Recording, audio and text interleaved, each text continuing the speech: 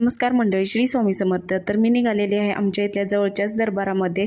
तिथे विशेष अशी श्रावण महिन्यातील सेवा आहे बटू यज्ञाची. तर त्या सेवेसाठी तर कोणत्याही दरबारात जाताना अगोदर पाय धुवून मगच आत जायचे असते, कारण आपल्याबरोबर जी काही निगेटिव्ह ऊर्जा असते ती इथेच संपते. म्हणून अगोदर पाय धुवून मग दरबारामध्ये जायचं असते.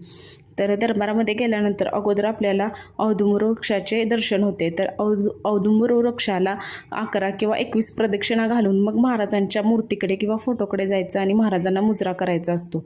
तर एवढा मोठा असा हा दरबार आहे आणि या दरबारामध्ये आम्ही बटू यज्ञ या सेवेसाठी आलेलो आहोत. तर ही सेवा श्रावण महिन्यात 1 महिनाभर इथे चालणार आहे.